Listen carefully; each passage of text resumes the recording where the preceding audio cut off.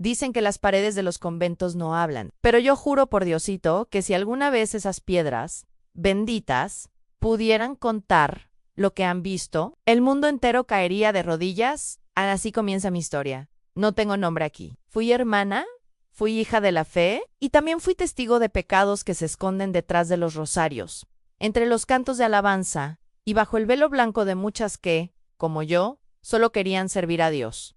Esta no es una historia de odio, es una historia de verdad. Si llegaste hasta aquí, tal vez también te preguntaste alguna vez, ¿qué esconden las monjas cuando se apagan las luces del convento? ¿Qué pecados cargan en el pecho cuando se arrodillan solas ante el altar? Lo que estás a punto de escuchar. No lo vas a encontrar en ningún sermón. Me llamaban Hermana Clara. Vengo de un pequeño pueblo en el sur de Colombia, donde la Virgen se pasea en procesiones con velas encendidas y las abuelas rezan el rosario como si fuera su única defensa contra el mal del mundo. Mi madre era de esas católica fervorosa. Creía que ofrecer una hija al convento era como ofrecer una flor a la Virgen Ampura, intocable, bendita. A los 17 años entré a un convento franciscano en las afueras de Medellín. Era una casa antigua, de paredes gruesas y cruz de madera en cada rincón. El silencio ahí dentro no era paz, era leyan. Al principio pensé que estaba tocando el cielo. Mis días eran oración, trabajo, silencio, obediencia. Pero los pecados que nadie confiesa en público, esos empezaron a rozar mi alma como cuchillas escondidas entre pétalos. Pecado 1 en el pensamiento prohibido. La hermana Marta tenía 42 años, había sido monja desde los 18, nunca conoció el amor fuera del que profesaba por Cristo. Una noche, durante una de nuestras vigilias silenciosas, se acercó a mí, con lágrimas en los ojos. No dijo nada, solo me entregó una nota escrita a mano, temblorosa. A veces sueño con ella, solo eso. Me quedé helada. ¿Sabía a quién se refería? A la hermana Lucía, la más joven del convento. No dije nada, solo recé.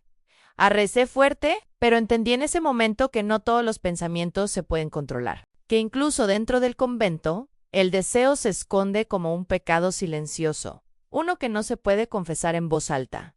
Marta vivía en agonía. Nunca tocó a Lucía, nunca cruzó la línea, pero cada pensamiento la quemaba como si fuera fuego del infierno. Y ese fuego, lo confesó solo una vez a mi anillo, lo llevo conmigo hasta hoy. Pecado 2. El secreto de la carne en el convento. Teníamos un huerto. Una vez al mes, un joven campesino venía a ayudarnos con las reparaciones. Se llamaba Tomás, tenía manos fuertes, ojos que no sabían bajar la mirada y una voz que hacía temblar los cánticos más santos. La hermana Beatriz, que tenía voto de silencio, se encargaba de acompañarlo. Nadie sospechaba nada. Hasta que un día, una de nosotras la vio volver del huerto con la cara encendida y el hábito mal ajustado. Beatriz no hablaban, pero en la mirada cargaba un perdón que solo las almas rotas entienden. Tiempo después, la trasladaron a otro convento. Nos dijeron que fue por asuntos de salud, pero todas sabíamos en el silencio. Lo sabíamos. Pecado 3, a la mentira sagrada. Uno pensaría que en la casa de Dios nadie miente, pero hay mentiras que se cuentan para proteger o para callar lo que no se debe decir. La Madre Superiora, una mujer española llamada Sor Eloísa, tenía un diario. Lo guardaba con llave en su celda. Un día, la hermana Ana, curiosa, rebelde, lo encontró abierto. Leyó una página. Allí decía: el padre Julián ya no debe volver. Su presencia altera la paz de las más jóvenes. El obispo lo sabe. Todos lo saben, pero prefieren callar. No entendimos al principio. Luego recordamos que el padre Julián había venido durante 3 meses a dar misas y escuchar confesiones. Era amable, demasiado amable con las más jóvenes. Era atento, demasiado atento. Y ahora entendíamos el miedo en los ojos de la hermana Teresa, de solo 19 años. La Madre Superiora mintió al pueblo. Dijo que el padre Julián fue llamado a Roma. La verdad, quedó encerrada en ese diario y el pecado enterrado entre Ave Marías. Si esta historia ya te tocó el alma, suscríbete al canal ahora mismo, porque lo que viene no es apto para corazones tibios. Esto es real, esto es sin censura. El tiempo en el convento no se mide con relojes. Se mide con campanadas, con el crujido de las puertas, con los suspiros que se escapan entre letanía. Después de lo que supimos sobre el padre Julián, muchas empezamos a mirar distinto a quienes nos rodeaban. Ya no confiábamos igual, ya no rezábamos igual, algo dentro se rompió. Y es ahí donde aparece el siguiente pecado. Pecado 4, a la fe que se finge la hermana Teresa, tenía una voz angelical. Cuando cantaba en la capilla, los pájaros del jardín se callaban para escucharla. Era dulce, obediente, ejemplar. Pero una noche, después de la oración de completas, la encontré sola en el confesionario llorando. No hablaba con un sacerdote. Se hablaba a sí misma, Diosito. Si estás ahí, por favor, dime que esto no es todo lo que hay y me quedé paralizada. Sabía que lo que estaba viendo era sagrado o quizá lo opuesto a lo sagrado. Teresa confesaba su falta de fe en la soledad, porque en público era la más devota y no era la única. Dentro del convento, muchas fingen fe, fingen creer con todo el corazón, porque decir en voz alta que ya no sientes nada es peor que blasfemar. La hermana Teresa no renunció, siguió cantando, Anne siguió rezando, pero dentro de ella algo había muerto y eso, para nosotras, era el pecado más triste de todos. Pecado 5. A la oración que mata esto que voy a contar, no lo he dicho jamás, ni siquiera a mis padres cuando dejé el convento. Pero si tú estás escuchando esta historia, es porque necesitas saberlo. Había una monja, una anciana, llamada Hermana Concepción, la más vieja del convento. Decían que era santa, que tenía visiones, aunque la Virgen le hablaba en sueños, a nosotras le temíamos. Tenía una habitación en la parte más fría del edificio. Allí llevaba a las novicias que, según ella, tenían el alma sucia. La hermana Julieta fue una de ellas. Era nueva, apenas 16 años, muy bonita, muy inocente, muy frágil. Una noche desapareció de su celda. La encontramos en la sala de oración, arrodillada, con los ojos abiertos, pero vacíos. No hablaba Anne, no comía, solo rezaba Anne horas y horas, murmurando el Padre Nuestro una y otra vez. La Madre Superiora dijo que Julieta había tenido un éxtasis místico, pero yo sabía que yo vi las marcas en sus rodillas. Vi el miedo en sus manos, vi cómo su alma se fue apagando como una vela sin oxígeno. Julieta fue enviada de vuelta a su pueblo y nadie más volvió a hablar de ella.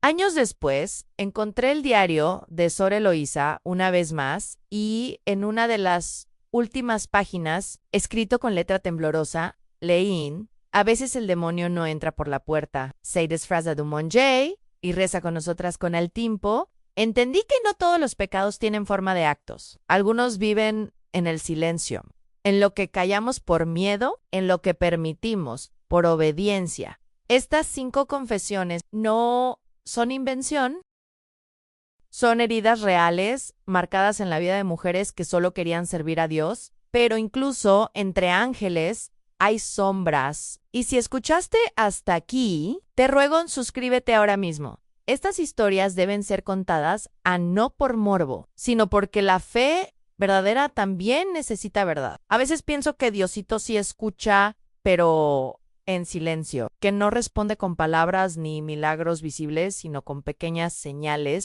y que cuando no las ves, el alma se va apagando poco a poco, como un cirio consumido por dentro. Yo también tuve un momento así después de años en el convento, cumpliendo obedientemente cada regla, cada castigo, cada silencio impuesto. Un día simplemente dejé de sentir. No era tristeza, era un vacío sagrado, un hueco donde antes estaba mi fe. Todo comenzó con una carta que llegó a mi nombre, escrita con letra de mi hermana menor. En ella me contaba que papá había enfermado. No terminal, pero grave, y que mi madre estaba destrozada. Pedí permiso para visitarlos, lo negaron. La Madre Superiora dijo que mi compromiso era con Cristo, que si mi familia necesitaba oración, yo podía ofrecer mis ayunos, mis letanías, mis lágrimas, pero no mi presencia. Esa noche en mi celda sentí por primera vez odio. Sí, odio no por ella ni por Diosito, sino por mí, por haber entregado tanto, por haber renunciado a todo y aún así sentirme menos libre que nunca. Recé con furia, grité oraciones al techo, como si el cielo me debiera respuestas. Pero el cielo guardó silencio. El castigo, una semana después, la hermana Raquel me delató. Había escuchado mis gritos durante la oración nocturna, y me denunció por perturbar el espíritu del convento. Me enviaron al cuarto de aislamiento, una celda sin ventanas. Apenas una cruz en la pared. Allí debía estar 3 días, en ayuno completo, sin hablar, sin leer, sin rezar en voz alta. Solo yo y mi conciencia. Pero lo que pasó ahí dentro fue otra cosa. La visita a la segunda noche, alguien abrió la puerta. Era la hermana Concepción Ansí, la misma anciana que limpiaba almas. Entró con un rosario en la mano y una vela encendida. Sin decir palabra, colocó la vela en el suelo y me pidió que me arrodillara. Yo obedecí. Comenzó a rezar en latín en rápido, como si invocara algo. Sus palabras me rodeaban como un humo espeso. Yo no entendía, pero sentía miedo real, profundo, animal. En un momento, me tomó del rostro y me susurró al oído: en dentro de ti hay una oscuridad y yo voy a sacarla. En lo siguiente que recuerdo fue desmayarme. Me desperté horas después, sola, la vela derretida, el rosario roto. Y mi cuerpo, temblando. La decisión cuando salí del aislamiento, algo en mí había cambiado. No podía volver a fingir, no podía volver a cantar himnos como si mi alma no estuviera hecha pedazos. Y entonces tomé una decisión que, para muchas, fue un escándalo. Pedí la dispensa, quería salir del convento, renunciar a los votos, volver al mundo. Me dijeron que estaba siendo tentada por el maligno, que el demonio usaba mi debilidad para hacerme caer, pero yo sabía la verdad. Diosito no me quería presa, me quería viva y libre. La despedida, el día que crucé por última vez el portón del convento, llevaba solo una maleta con ropa sencilla, un cuaderno. En ese cuaderno escribí todo lo que viví, todo lo que vi, todo lo que nadie se atreve a contar. Y si hoy estás escuchando esto, es porque ese cuaderno, esa historia, esa herida, también te pertenece, porque tal vez tú también creíste que fe era igual a encierro, que santidad era igual a sufrimiento, pero no, la fe verdadera no esclaviza. La fe verdadera libera. Si esta historia te removió por dentro, suscríbete ya mismo, no porque busques escándalos, sino porque mereces saber la verdad detrás de los muros, porque aún hay muchas voces esperando ser escuchadas. Y este canal es para ellas. Cuando una monja deja el convento, nadie le enseña a vivir de nuevo.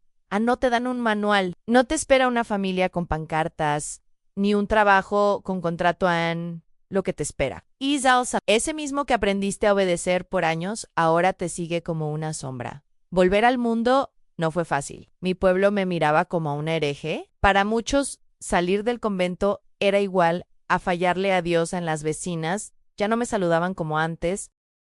En la parroquia del barrio, el nuevo sacerdote ni siquiera me dejaba comulgar. Mi madre no pudo mirarme a los ojos durante semanas. Y yo me sentía partida. No era parte del mundo, pero tampoco ya era hermana, ¿eh? Era algo en medio, un alma sin templo, un espíritu sin altar. La primera noche fuera, dormí con miedo. No tenía el canto de las campanas. No había oraciones marcando las horas. Solo el tic-tac del reloj y el eco de las voces que aún retumbaban en mi mente. Dentro de ti hay oscuridad. Eres una tentación. No mereces la luz. Lloré como no lloraba desde niña. Pero al amanecer, salí al patio de la casa, vi el sol, vi los árboles y por primera vez en mucho tiempo sentí que Diosito también vivía fuera del convento. El trabajo humilde, la vida sencilla. Empecé a trabajar cuidando a una señora mayor, dona Mercedes, ciega, pero con una fe tan viva que encendía la casa entera. Ella no me juzgó, no me preguntó por qué salí. Solo me tomó la mano y dijo: así Dios te trajo hasta aquí. Es porque aún tienes algo que dar. Con ella volví a rezar, pero no con miedo, sino con ternura. Le leía salmos cada tarde. Cantábamos juntas viejos himnos. Y cada vez que terminábamos el rosario, me decía: tu voz aún es santa. No necesitas hábito para servir a los fantasmas del pasado. Pero no todo fue paz. A veces, al cerrar los ojos, revivía esa habitación de aislamiento. Escuchaba las oraciones en latín.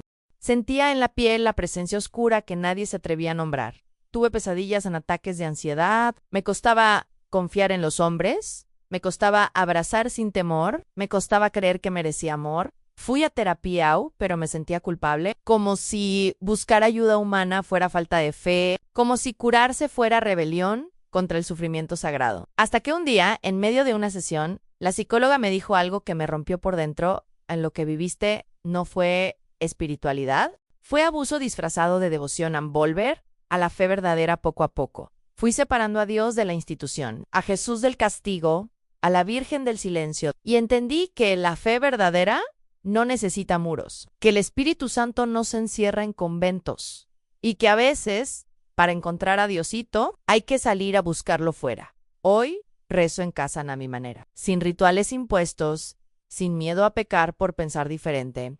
¿Y sabes qué? Dios me escucha igual. Si esta parte tocó tu alma, suscríbete ahora mismo, Ann, porque aún falta lo más importante, Ann, la redención, el perdón, y el milagro que cambió mi historia para siempre. Dicen que los milagros son para los santos, que solo ocurren en altares, en peregrinaciones, en días de fiesta, pero yo aprendí que los verdaderos milagros llegan cuando no los esperas, cuando ya te rendiste y cuando Diosito decide tocarte sin pedir permiso. Un día cualquiera, en un parque cualquiera, habían pasado 2 años desde que dejé el convento, seguía trabajando con personas mayores, haciendo lo que podía, ayudando como sabía, y aunque la herida aún ardía por dentro, ya no sangraba. Ese día, caminaba por un parque, llevando un bolso con medicinas para doña Mercedes. Pasé cerca de una banca donde una joven lloraba en silencio, con una Biblia en las piernas. Algo en su expresión me partió el alma. Me acerqué, con respeto, y le pregunté si estaba bien. Le temblaban las manos. Me dijo: Ann, estoy por entrar al convento, pero no estoy segura. Me dijeron que dudar es pecado, Ann, pero tengo miedo. Miedo de no volver a ser yo misma. A mis ojos se llenaron de lágrimas, no por tristeza, sino porque entendí que esa joven era yo años atrás. Me senté a su lado, respiré profundo, y por primera vez conté mi historia en voz alta, Ann, sin censura, sin esconder nada, sin suavizar los horrores ni exagerar las luces, solo la verdad cruda y dolorosa y finalmente liberadora. El comienzo de algo nuevo. Desde ese día, algo cambió en mí. Esa joven decidió no entrar al convento. Me escribió meses después, diciéndome que encontró otra forma de servir a Dios, ayudando en un comedor comunitario en Chiapas. Y entonces supe mi historia no era solo mía, era un testimonio, una guía para otras, una advertencia. Why una luz? Empecé a hablar con más mujeres, ex monjas, novicias, hijas de familias religiosas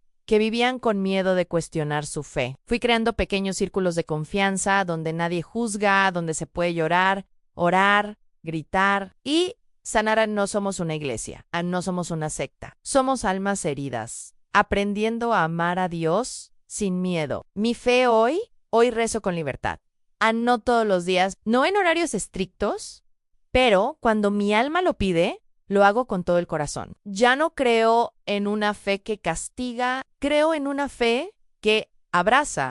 Creo en un Diosito que camina con los pobres, los rotos, los cansados, y que me ha permitido transformar el dolor en misión. El último secreto, ¿y sabes cuál es el último pecado que nadie confiesa? El de callar a calar lo que se ve. Callar lo que se siente. Callar por miedo a no ser lo suficientemente santa. Pero hoy rompo ese silencio, porque hay cosas que deben ser dichas, porque hay heridas que solo sanan cuando se nombran, y porque al final del día, Dios no quiere mártires del silencio, quiere almas vivas y libres. Si esta historia te llegó al alma, te pido algo desde el corazón.